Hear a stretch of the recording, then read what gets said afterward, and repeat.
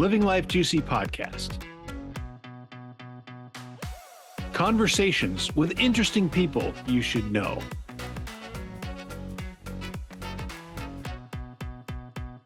Welcome to the Living Life Juicy podcast. This is where we explore how we can be present and kind as we do great things. I'm your host and guide, John Losey. If you're interested in video resources and insights on how people learn and grow and how groups develop, I've got another podcast called Growing People, and it's all part of the Into Wisdom group. If you want to learn more about that, go to intowisdomgroup.com. Be sure, of course, all the podcast stuff. Be sure to like, comment, subscribe, and share this with other people so more people can see what we're doing here.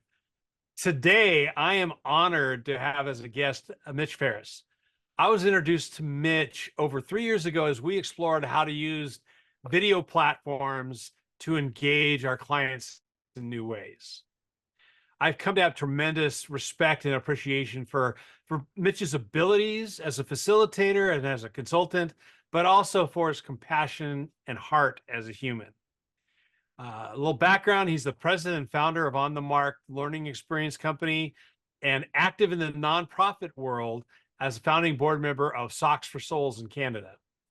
This is a nonprofit volunteer organization committed to contributing warmth, comfort, and dignity, and really working with the homeless people and providing them with new socks.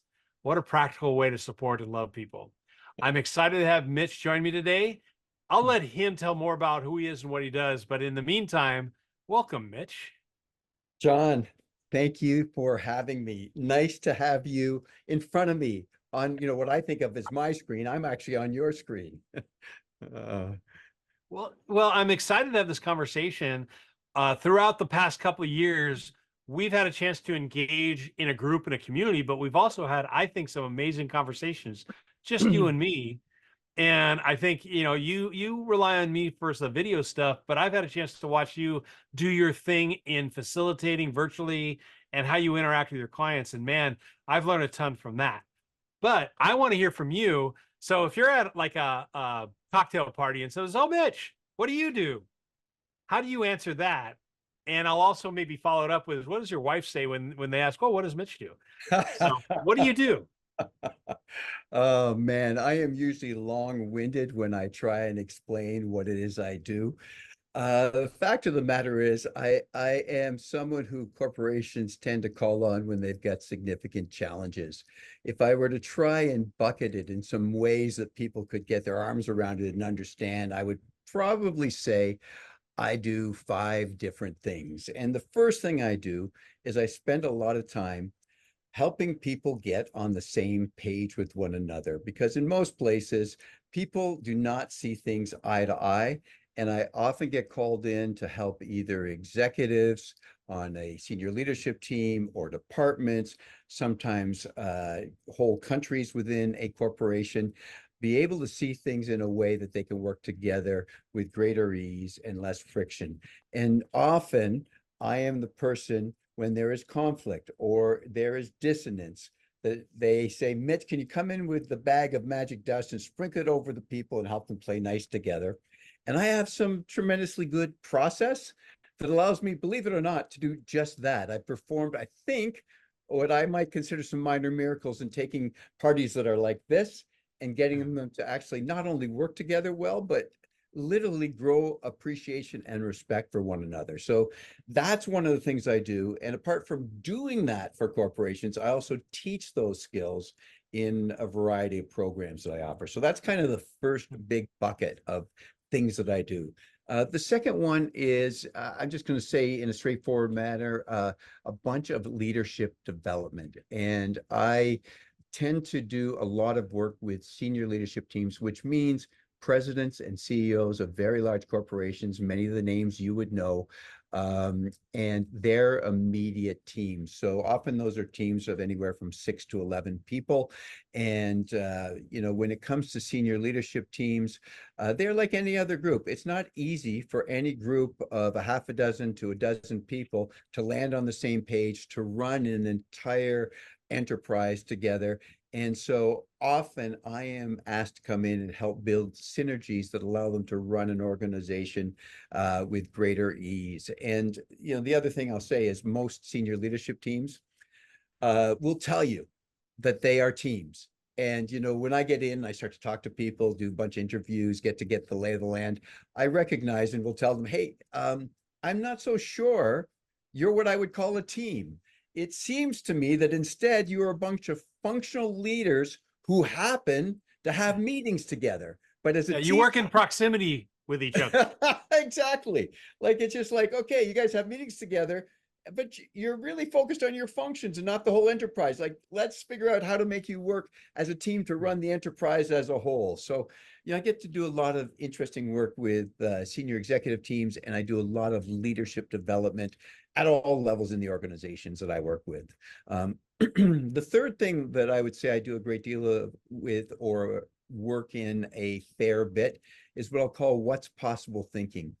And what I'll tell you is 20 years, 25 years ago, I was coming back from a session I ran north of Toronto where I live. We were in a car, we're driving back home, and someone said, what's the next program we're going to create? And we started to talk about like what's all the hot topic of the day might be, what's really big right now. And it dawned on me, I went, wait a minute, let's not do that. What are we passionate about? And we started a conversation around many people had been at the end of their careers or at the end of their lives and hadn't gotten everything they wanted out of their lives or their careers. So we designed a program called What's Possible. And in its, most succinct definition, it's just about getting more of the things you want out of your life. And that includes, of course, your business life.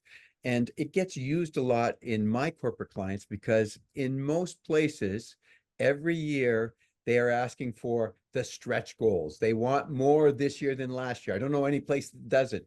And ironically, at this point in time, so often that's accompanied by this second sentiment, which is, oh, and by the way, the budget is smaller or your head count is going to be less. Like we want this much more, but we'd like you to do it with 85% of what you had last year.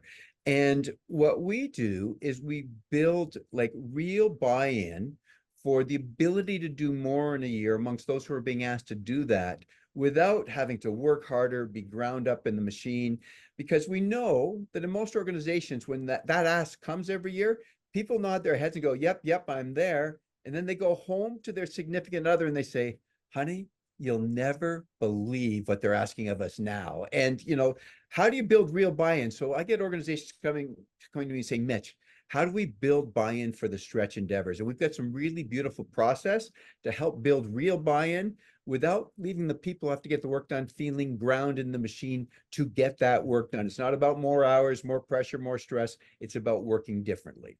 So that's kind of the third bucket. The fourth bucket is, what I'll simply call team building and the ability to build cohesive teams that work at their best and work at their best with and through the others on their team. You and I both know from all our client work that teams don't work easily all by themselves. It takes some effort, it takes some wisdom. And we have a bunch of experiences because much of what I do is experiential in nature that people go through and in simulated environments see in the mirror how their behaviors impact their productivity, their satisfaction, their ability to get along with other parts of the company that they need to deal with. And in that process, we end up giving them the opportunity to choose to behave in a bunch of ways that differ and get better results when they're working in a team fashion, whether it's within themselves or cross-functionally. And the final thing that I'll say that I spend a lot of my work life on is coaching. I am an executive coach. Right now, I think I have 7 executives on my roster at this moment in time, but I also teach coaching skills. And I have what I'm going to think is a very unique approach to coaching, different than most people might imagine. So those would be the big buckets. So we're talking getting on the same page with one another, what's possible thinking, leadership development, and a lot of executive leadership team work. We're talking coaching and we're talking team building. How's that for long-winded? By Yeah, now, and now let me get the real answer, and we should call your wife in and ask her what you do. uh, she would What say would she say? he's really good at talking to people. And he's really good at influencing people to do things that they wouldn't do otherwise. And that would be pretty much what she would say, I think. Okay. Well, that's what you do. How did you get here? I love exploring like the different paths. If you're into the different comic book things, orange origin stories is big. And I want to how what is the path that got you to doing these five buckets or to So being long-winded and influential? I fell into it. So I was working most recently before starting this company at a company called Royal Trust, which at the time was Canada's largest trust company. We had a little over 400 personal and commercial branches, and I was the hired gun to build a sales culture across those 400 branches. And so um, that was before they were gobbled up by the Royal Bank, which is one of the big five banks here in Canada.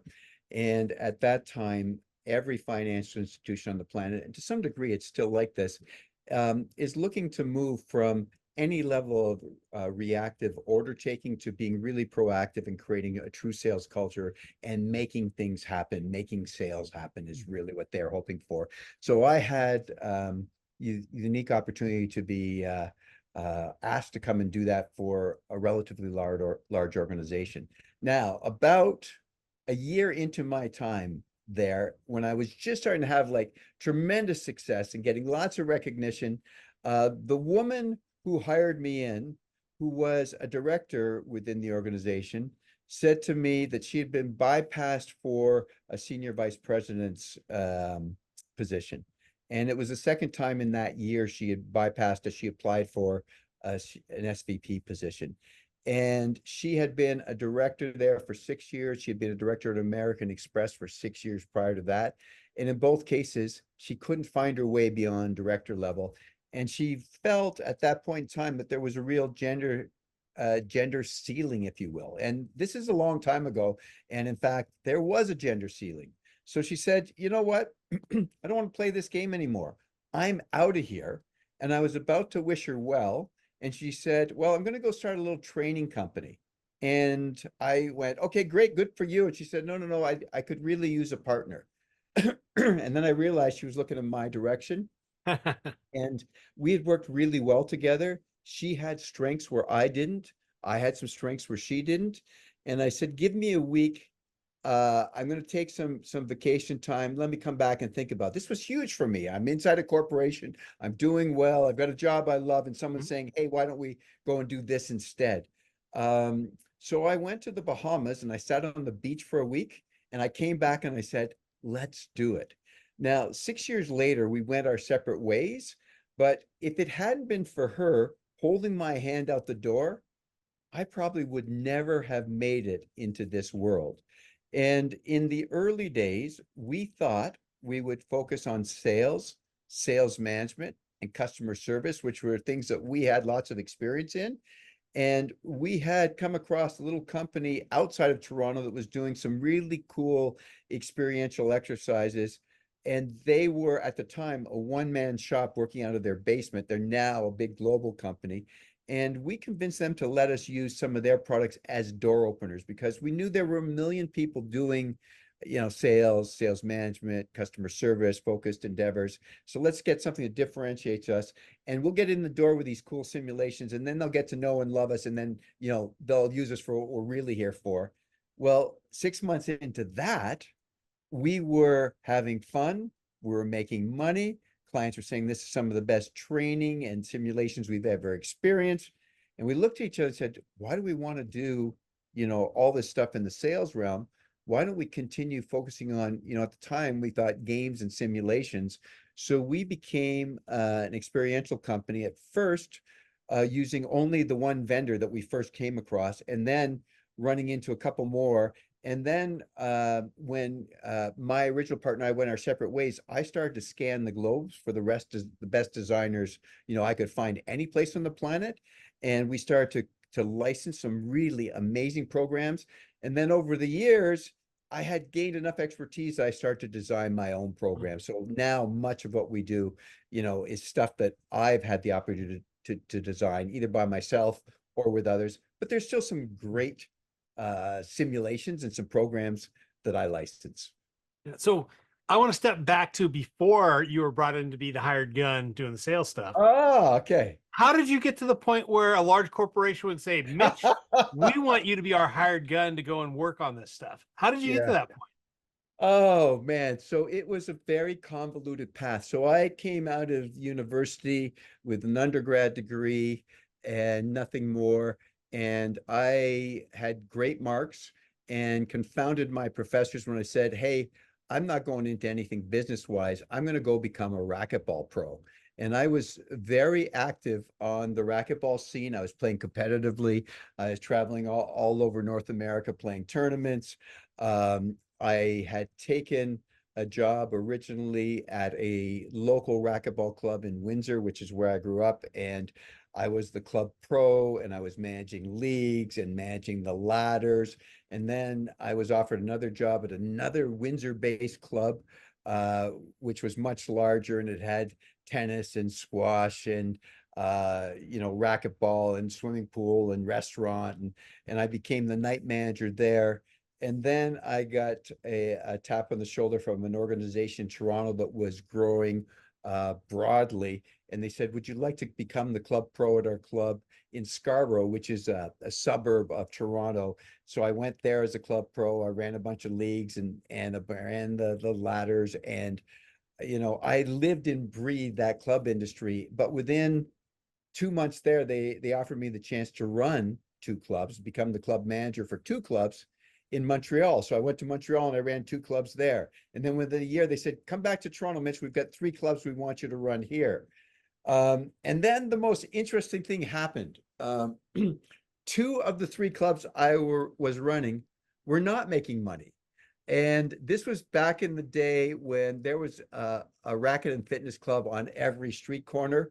And it was an interesting world because they were competing like mad. And here's what they were doing.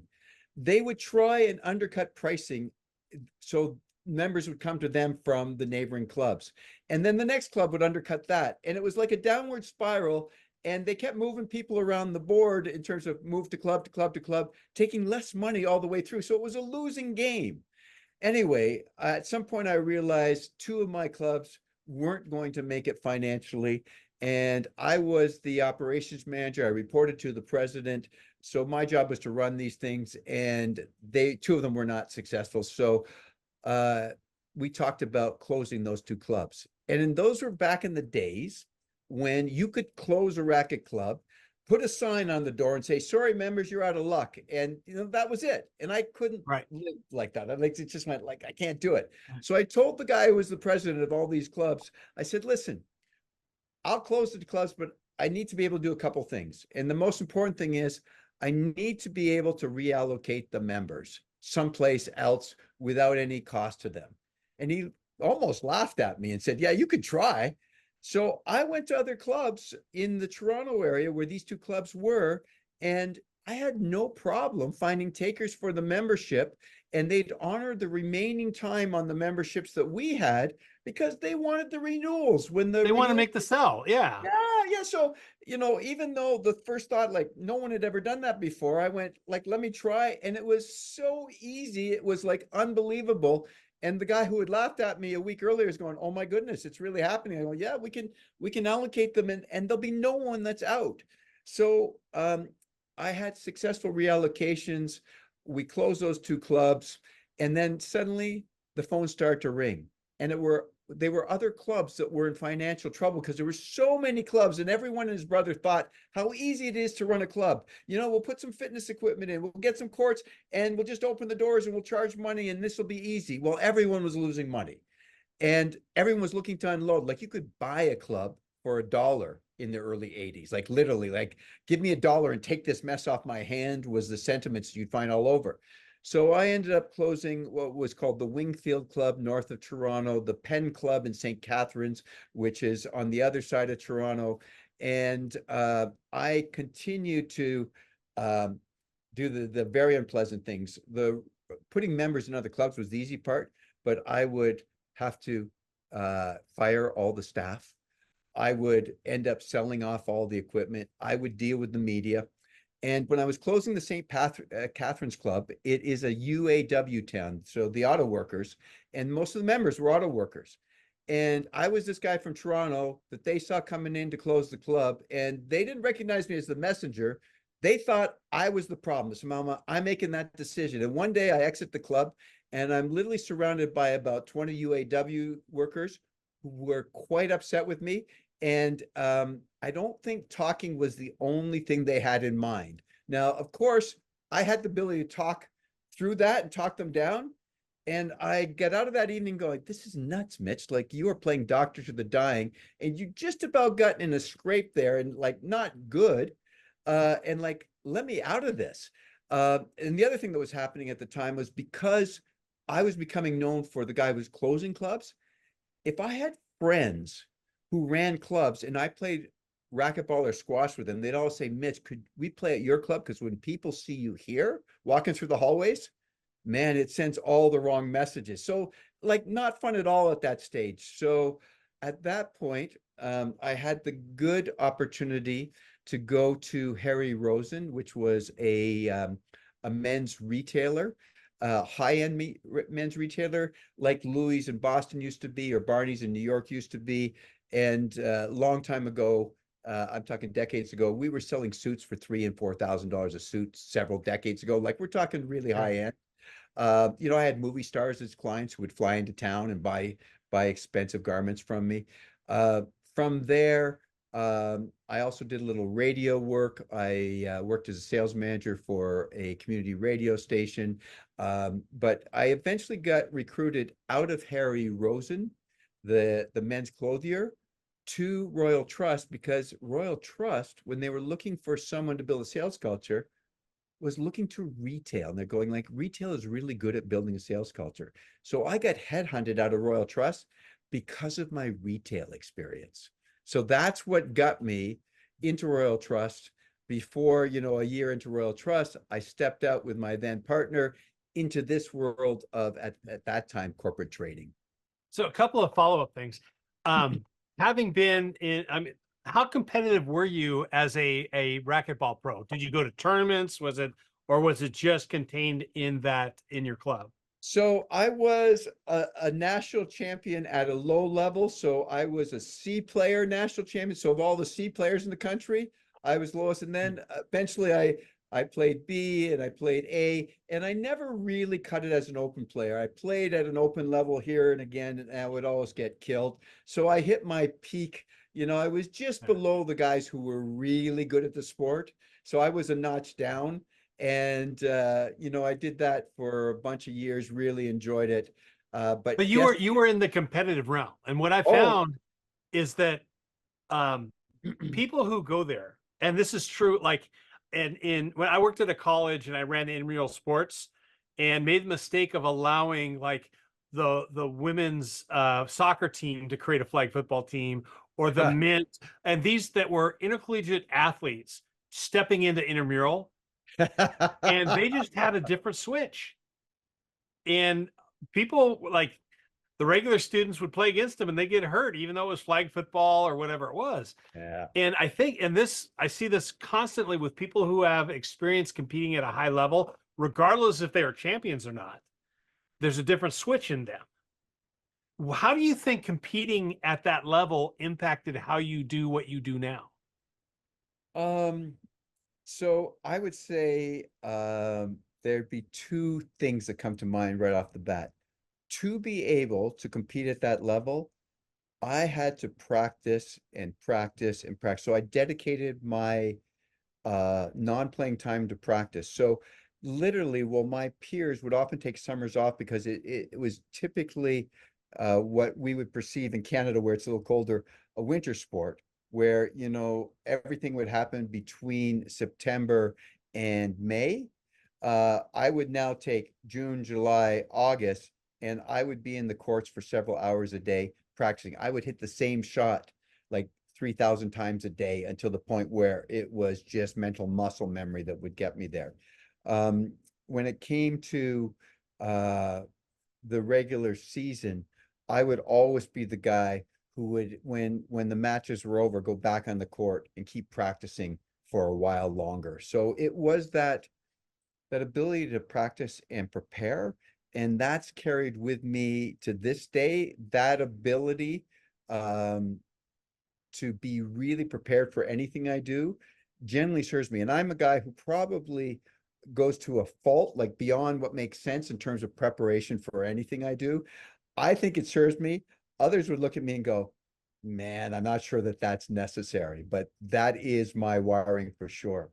And the other thing I'd say is just the ability to realize you can start from nowhere. Cause I started like not being able to play and suddenly finding myself playing just below the guys who were playing open in a very short period of time. It took me 2 years to make it from like barely could hit the ball to playing guys who were open players. And it gave me confidence that no matter what I stepped into, I could handle it. I could do well. I have an unreasonable belief in myself because of that. Yeah. Yeah. So another part from that pre-world that you were in, um, so you went from being the club killer to like, then you go, forget this, I'm getting into sales. You did sales and that turned into something different as well.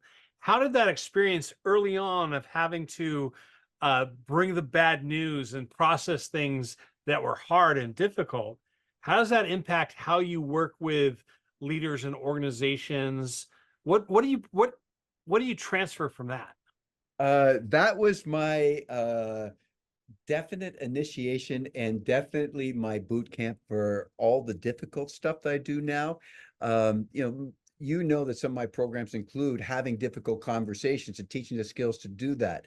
Uh, so in the club world, when someone said, Mitch, we want you to take this club and we want you to close it, I knew that usually there were 50 to 75 people whose livelihood depended on that club. And I would be the person breaking the news to them. And that was brutally difficult. Um, it was heartbreaking. And I, at that time, didn't have that skill set when I started. By the time I had made it through a couple club closures, my skill set ramped up. The ability to do it with empathy, the ability to not prolong bad news and make people wonder, what's going to happen here. Those kind of skills came very quickly. The toughest one for me was literally when I opened two clubs in Montreal before I became the club killer.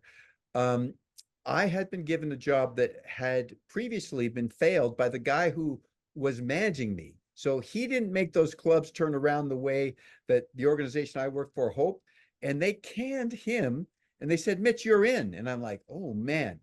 And I got there and the clubs were really clubs where the members had run of the roost. So if you wanted something at the pro shop, you didn't necessarily have to pay for it. You could just mark it on a sheet and leave it there that you had taken a new racket and you never knew when you'd get paid for it. If you wanted 5 towels instead of two, one for your feet, one for your hair, one for your body, you just took 5 towels. And there were so many practices that we looked at and went, oh my goodness, like this thing bleeds money for a reason. So I was the person trying to put in reasonable policies like, yeah, we're going to 2 or 3 towels, not 5 per person. We need you to pay for things when you take it out of the pro shop. We need you to show your membership card when you come past the front desk so we know you're a member and not just waltz by and have someone go, no, no, no, I'm fine. So because they had such leeway prior to my arrival, I seemed like the bad guy. Like, who is this? And I was young. Like, who is this young whippersnapper who is now instilling policy and ruining our experience? And we had town halls where I would say, okay, I know there's a bunch of concern, and I would gather in front of several hundred members in the lounge of our club or the kitchen area or the restaurant area in our club. And it was more like a town lynching than a town hall. Like Yeah. they just didn't want to hear anything I had to say. Like I was just so I grew very quickly able to realize I could get through horrendous circumstances where people had nothing but insults and not good things to say to me and about me. And by being thrown in the deep end like that in a place where I had no experience, let's just say my skin toughened quickly, and I learned a bunch of skills. Well, and I think as you know, when you're dealing with clients and stuff like that, oftentimes consultants can veer away from telling the hard truth because they risk their client. I've got a proposal in with an organization that's been trying to do a strategic plan for I don't know how long. It's maybe even over a year. And they keep coming back. Well, we're too busy. We're too busy. We can't, maybe next week or maybe next month or next quarter. And I have a proposal in, so I don't even have their business yet.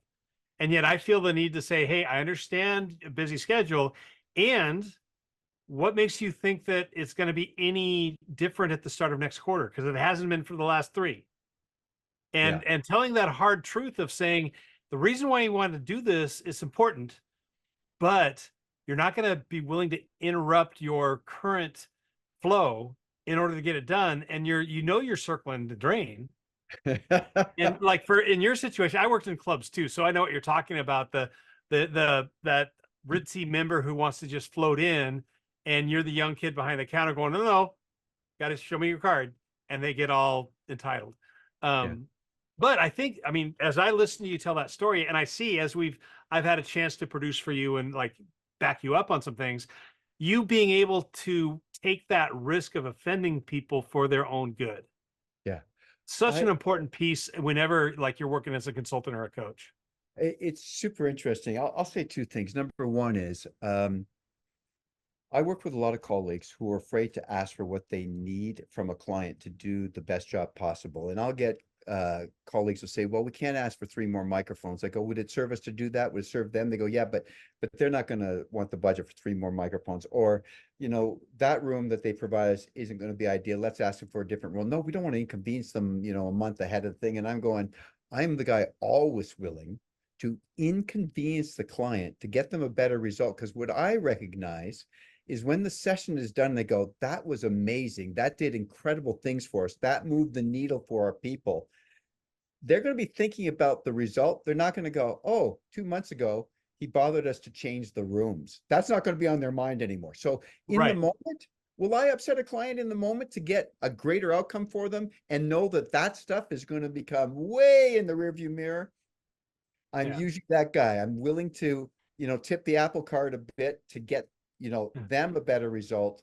And I don't see why not. You know what you're saying earlier about being able to tell the real truth and the difficulty in doing that and people accepting the real truth. I have a colleague in Hungary. His name is Pepe. And Pepe has a really interesting line that always stuck with me. And he said, Mitch, people will always prefer the acceptable lie rather than the unacceptable truth. And I went, yeah, super interesting. They want to hear what's easy to hear, not what's difficult to hear. But, he would say that and I go, wow, that's very true. Oh yeah. Yeah. And that's our job. I think about like afterwards, when I'm coaching clients, what they'll say is that, well, John always told me the stuff I didn't want to hear. And it was wonderful. And I think that's part of both coaching and consulting.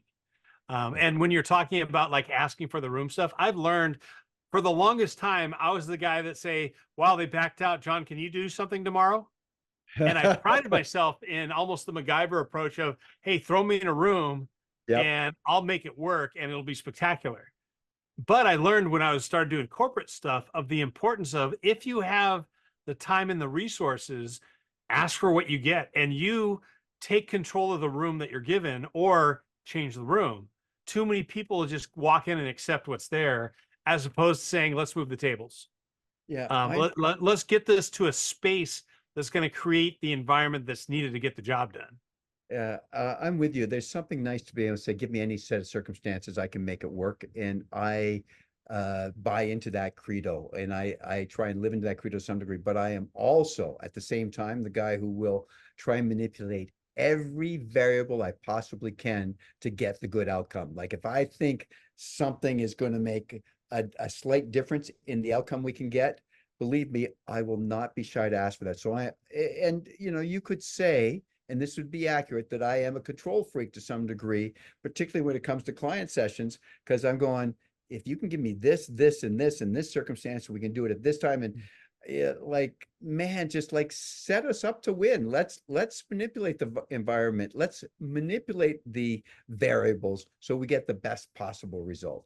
Yeah. And I was just talking with a facilitator friend today. My intentionally provocative statement when I'm training facilitators or presenters or educators, we're all manipulators. And, let them gasp at me and say, accuse me of bad things. But the difference is what we manipulate. I can't tell you what the line is, but if you're gifted, you're manipulating the environment and the situation and the context. You're not manipulating their behaviors or the people. Yeah. And where that falls in there, I'm not sure, but I think there is a line that a lot of people cross where they're manipulating the people to get the outcomes versus manipulating the environment to help the people get the outcomes. I think you said it precisely right. Yeah. So I do want to tell me about the socks. Okay. About Tell the all these people out here, the dozens of people watching, tell me about the socks. So 2015, I have a client who's become a friend. His name is Rick Fitzgerald, and Rick ran Diageo. And Diageo is a liquor company, and you would know their brands. It would be Jose Cuervo, it would be Johnny Walker. At some point, they bought Guinness. Anyway, you walk into a local dining establishment or a local bar, and you look at all the brands on the back of the bar, and about 40% of those are probably going to be Diageo brands. And so Rick had retired, as he had been the president CEO in Canada. He had been the president and CEO in the US, and he was retiring. And I had done a bunch of work for him at Diageo. And so once he retired, I thought, man, let's have lunch together. I'd love to know what you're going to do now with the rest of your life, the next couple chapters. And so we sat down at lunch at a little local joint. And I said, Rick, so what are you going to do now? And Rick pulled out his iPhone, and he had a list of 10 good things on his iPhone. And they went everywhere from pulling young women out of the brothels in India to going up in northern Canada, where, much of the indigenous population lived through the winters on generators, and, you're burning oil. And he's saying, like, we could get wind and solar. And of his 10 things, all those kind of things, one of them was put socks on the feet of the homeless. And I said, well, tell me about that one. And he said, well, sometimes you see a homeless person walking kind of what looks like tipsy on the sidewalk and immediately think they've had too much to drink. And he goes, often it's because their feet are so messed up, they can't walk properly. He said, sometimes you'll see a homeless person sitting in the same spot on the sidewalk day in, day out, looking for money. And you think how lazy they are. And in fact, they're not mobile. Their feet are so messed up, they can't get up from that spot. They can barely make it from wherever shelter they might be living into that spot every night. Yeah. I've And been to libraries where we would give the service of clipping toenails. yep, And you'd peel the socks off that haven't been changed in months. And they're walking generally not because of the drinking or drugs or anything like that, but their toenails are digging into their feet. yeah, exactly. So they get all sorts of foot problems. I mean, we're talking like frostbite, trench foot, like you name it. Like there's a whole bunch of diseases. And the thing that we learned, and I, as I started to talk to Rick about this, and my wife's a physician, so we over the first few months we realized that the number one medical problem that homeless people have is their feet. Like those are the most medical, like they go to a hospital for a problem, often it's foot related. Mm-hmm. So when Rick pulled out this list and he started to explain what the problem was, and it was just like putting new socks on the feet of the homeless, I went, man, I think we could do something about it. He goes, yeah. I go, yeah, let's pull together a group of friends. So we pulled together a group of 5 friends a week later around a restaurant meal. And we said, let's get underway. Let's do this. And we originally were thinking like kitchen table endeavor, like small scale. And we were thinking over the next year, we'd collect and distribute 10,000 pairs of socks. So our ambitions were quite small. And within 3 days, we had collected and distributed 900 pairs of socks. Wow. And then within a month or two, I think, I can't recall exactly, we had a sock manufacturer donate 33,000 pairs of socks. And we were horrified because we were thinking like, this is small scale, we'll do this in our part-time. And now suddenly we're in the business of loading docks and transport trucks, like 33,000 Right. socks. That's pallets and pallets of socks. Like we went, oh my goodness, like what are we going to do with this? And so we launched, and we now have, let's see, 8 years later, we have distributed over 1 million pairs of socks, put them on the feet of the homeless. They're all new socks. This is not used socks. This is all brand new socks. We have a very sophisticated board, some physicians, some business people, just a lovely group of people who make it happen. We have had the benefit of working with a local Toronto radio station called Indie 88, who every year have, for the last 5 years, I believe, have run a Socks for the Street campaign. And they end up doing, for the month of December, when things are starting to get very cold here, they're running an on-air promotion. And we have places in major shopping malls in the Toronto area where they will broadcast live from, and people will drop off socks, and people come and donate money, and they will invite bands, local bands, because they're an indie radio station, to compete against one another. And what I mean by that is this band says, listen, we'll give you enough money for 200 pairs of socks, and we challenge this other band to top that. And the other band says, we'll get you money for 400 pairs of socks, and now we challenge this band. And it goes like this. That's great. Yeah. Yeah. So So if you're curious about what this is, you can go to socks4canada.com Socks and for find Souls. out more about this stuff. What's Yeah. that? Socks for Socks Souls. for Souls Canada. Socksforsoulscanada.com. And the Souls is SOULS, because some people think it's going to be socks for Yeah. souls. The sole of their foot. Yeah. Yeah. Yeah. But I love the fact that just paying attention to the dignity of people, and as simple as, man, socks can make a huge difference. And it truly is not about their feet, it's about their soul. Yeah. So I like to end with doing a lightning round. And what that means is I'll ask a question. I want first thing off your mind, on top of your mind. It's not like you're signing a lifelong contract to your answer, but just what do you think? And do a couple of questions. Give me the first thing that comes to mind, and we'll see where it goes. So you ready? I think so. Yeah. So here's what. What is your favorite book? And I'll put in media to give as a gift. Favorite book to give as a gift. Og Mandino's The Greatest Salesman in the World. For those who don't have an appetite for religion, there's a religious overtone.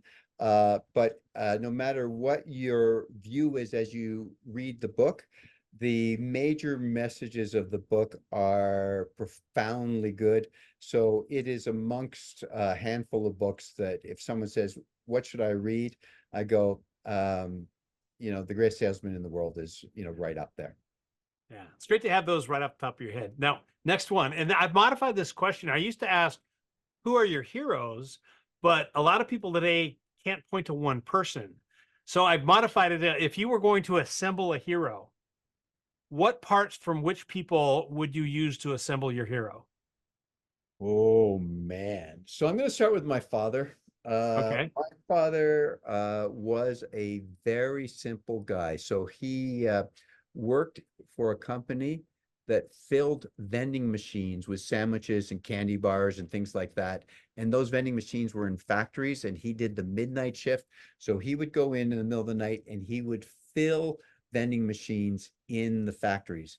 And because he didn't make a lot of money, he had a day job, and he drove the truck that supplied the paper boy. So there's this big truck, and there's a guy on the back who would throw stacks of paper on street corners where the paper boys would pick them up to deliver them. So he did those two things. Yeah. He was one of those people that everyone loved. The cliche is true for him. He would give you the shirt off his back. He would help in any way possible. He was easygoing. very difficult to have him anything other than in a good mood and a positive way. So his demeanor would be one component of my hero. Um, there's another one, a fellow by the name of Brady Wilson, who's a colleague of mine, works in a company that I collaborate with a lot. And Brady is someone who is calm in demeanor, deeply inquisitive, always wants to know what's really behind something, doesn't take the cliche answers at face value, and helps people dig deeper to see, greater meaning, greater opportunity behind what otherwise might be mundane views of life. So he's really good at getting people to think deeply because he brings a true sense of inquiry, a beautiful skill set that he brings. Um, let's see, beyond that, I think those are the only two Yeah. that come to mind. Well, Those are those are great qualities to have in a hero. I hear, generosity and easygoing and calm, inquisitive, and helps people find depth. Yep. Those are good qualities to have in a hero.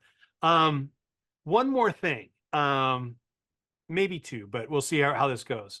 Okay. What is one thing that you have rethought or changed your mind about recently? Oh.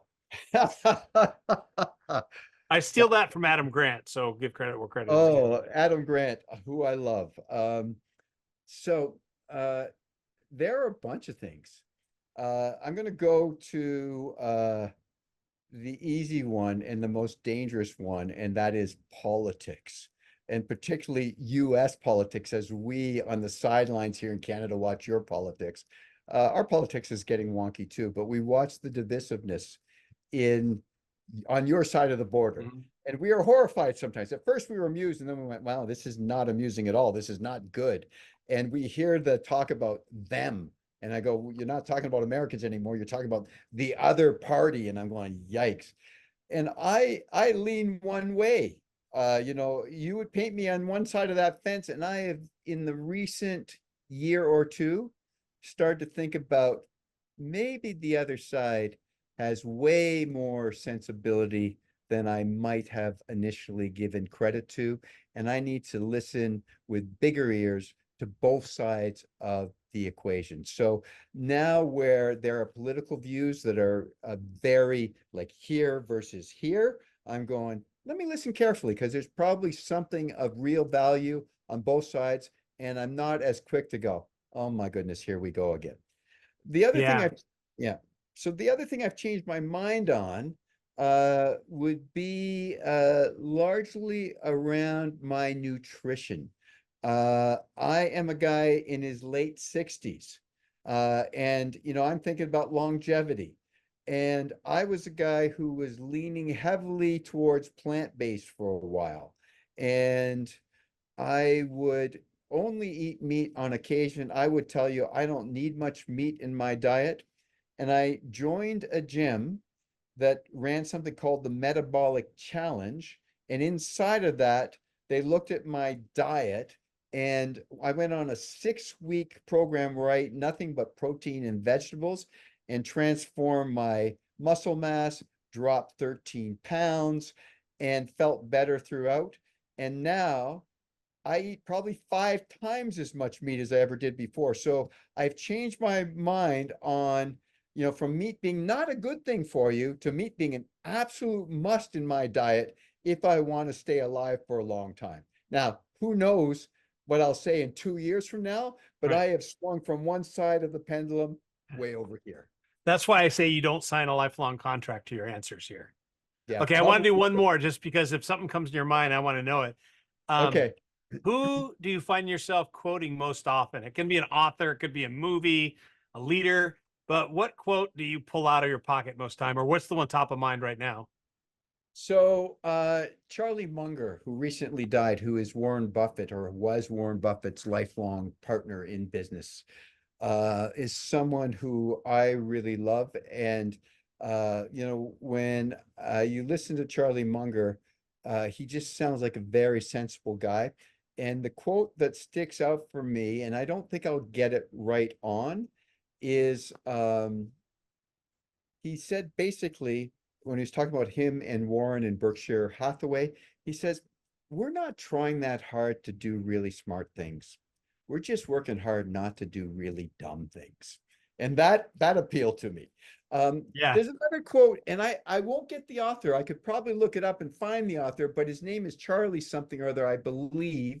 And he was asked about inspiration. And his response to inspiration was one of my favorites. He said, oh, inspiration, that's for amateurs. The rest of us just get up and go to work. Yeah. And I love that quote too. And it catches, like I know some very like the big entrepreneurial influencers and all that kind of stuff. And I say, you know what? And I know artists who get paid for their work, and that's where it comes from. Is an artist, if you're going to be a paid artist, you can't wait for inspiration to hit you. You've got to eat. And so you have to find the discipline. That's why it's not, it doesn't say inspiration is bad. It just, if you don't have to rely on your creativity for income, Yeah. that's why it's for amateurs. So And I would say habit trumps inspiration every time. I mean, you hear every famous writer say, hey, listen, different versions of this, but I get up, I go to my typewriter and I sit there for 5 hours, whether I write 2 words or I write 4 chapters. I know that, that discipline of sitting in front of the typewriter for 5 hours every day, that's what yields the book, not when I get inspired to write. well, and I would go even to say that habit trumps discipline. You have like a lot of the stuff that's coming out, especially with military background, all that kind of stuff, discipline, discipline, discipline. Well, we didn't all go through basic training, which instilled the habits that created discipline. Right. And discipline, if doing the work to create the habit, will create the discipline. Yeah. But Mitch, we're running out of time here, and I want to thank you so much for taking the time with me. And I appreciate the time, all that you've done for me in the past couple of years, and also just your insights here. Well, John, my pleasure. Like, I love any time that you and I get a chance to chat, and it's less frequent these days. So I'm happy that you reached out and said, Mitch, let's do this. So really happy. Thanks for this conversation. I'm sure I'll see you in the not too far future. Be present and kind as you do great things.